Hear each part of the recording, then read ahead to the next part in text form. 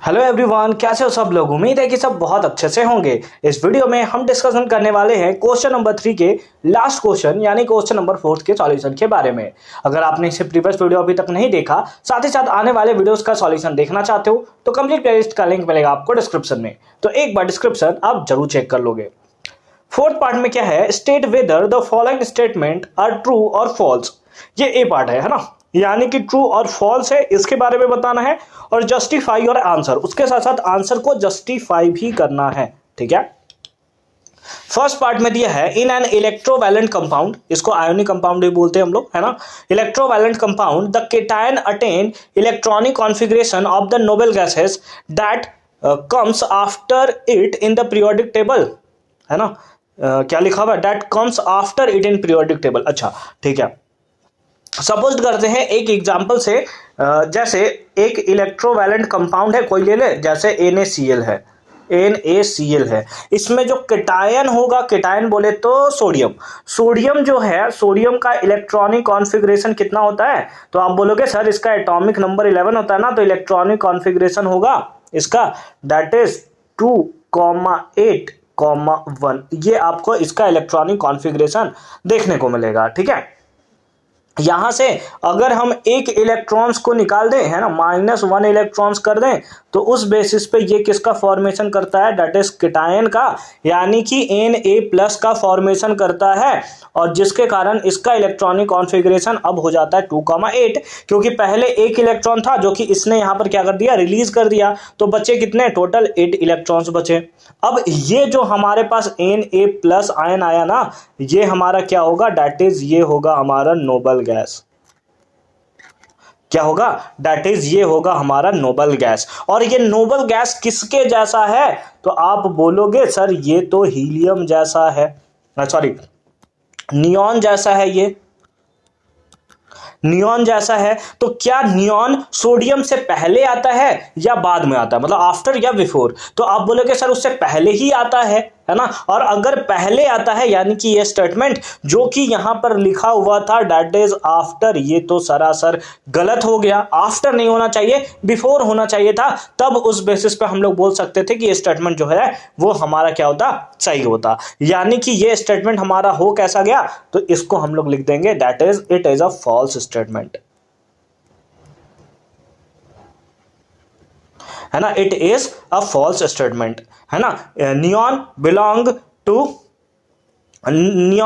Belong before to the sodium atom, है ना। तो इस टाइप से आप इसका आंसर जो है वो लिख सकते हो बहुत ही प्यारे तरीके से। ठीक है, आ जाओ सेकेंड पार्ट में चला जाए। इसका सेकेंड पार्ट में क्या है, बी पार्ट में दिया है in the formation of a compound PQ2। अच्छा, PQ2 का फॉर्मेशन होता है कुछ इस टाइप से, वहां पे तो ऐसे लिखा हुआ है बट एक्चुअल में होगा ऐसे PQ2, है ना। ये 2 बहुत खतरनाक लिख रहा हूं यार मैं, 2, है ना, इस टाइप से कुछ लिखा हुआ है। Atom P gives 1 electron to each atom of Q। अच्छा, P जो है वो क्या करता है, इलेक्ट्रॉन प्रोवाइड करता है Q के एटम को। ठीक है, इसका मतलब P क्या होगा, मेटल होगा, बिल्कुल अच्छी बात है, ये क्या होगा, मेटल होगा। और क्योंकि क्यू जो है वो एक्सेप्ट कर रहा है, इसका मतलब ये क्या होगा, तो आप बोलोगे सर ये तो नॉन मेटल होगा। और अगर मेटल जो है नॉन मेटल के साथ कंपाउंड बनाता है, तो ये कंपाउंड्स कौन से होते हैं, तो मेटल नॉन मेटल्स जब कंपाउंड बनाते हैं इसको हम लोग बोलते हैं इलेक्ट्रोवैलेंट कंपाउंड। कैसे बोलते हैं, दैट इज इलेक्ट्रोवैलेंट कंपाउंड। एक सेकेंड, इलेक्ट्रोवैलेंट कंपाउंड, या इसी को कहीं कहीं पे लिखा होता है आयोनिक कंपाउंड, है ना। दोनों के नाम से आप जान सकते हो। तो हमें पूछा हुआ है the compound PQ2 is a good conductor of electricity. बिल्कुल 100% ये हमारा स्टेटमेंट सही है, क्योंकि आयोनिक कंपाउंड इलेक्ट्रोवैलेंट कंपाउंड्स जो होते हैं वो गुड कंडक्टर ऑफ इलेक्ट्रिसिटी होते हैं। रीजन है सिंपल सा, क्योंकि P जो है इलेक्ट्रॉन्स को डोनेट कर रहा है और Q जो है वो क्या कर रहा है, इलेक्ट्रॉन को एक्सेप्ट कर रहा है। यानी कि यहां पर मूवमेंट ऑफ इलेक्ट्रॉन्स आपको देखने को मिल रहा है, और मूवमेंट ऑफ इलेक्ट्रॉन्स के कारण ही क्या होता है, इलेक्ट्रिसिटी जो है वो कंडक्ट होता है। यानी कि ये स्टेटमेंट जो है 100% कैसा स्टेटमेंट है, ट्रू स्टेटमेंट हमें देखने को मिल रहा है। आ जाओ बी पार्ट में देखते हैं। बी पार्ट में क्या है हमारे पास, calculate the number of moles in 22 gram of carbon dioxide, है ना। कार्बन डाइऑक्साइड के 22 ग्राम में नंबर ऑफ मोल्स हमें फाइंड आउट करना है। क्या ही बच्चा वाला क्वेश्चन है भाई, एकदम बच्चा वाला क्वेश्चन है। देखो, अगर आपको नंबर ऑफ मोल निकालना है तो आपको क्या चाहिए होता है, आपको चाहिए होता है गिवन मास, है ना।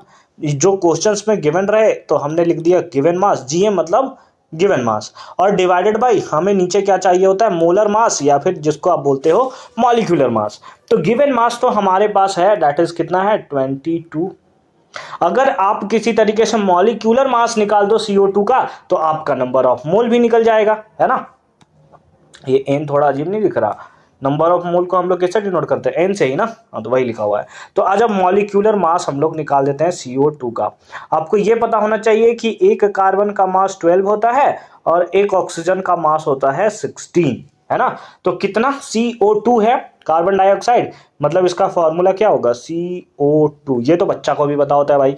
एक कार्बन है तो एक कार्बन का मास 12 प्लस एक ऑक्सीजन का 16, तो दो ऑक्सीजन का तो 32, ऐड कर दोगे कितना आ जाएगा, दैट इज 44।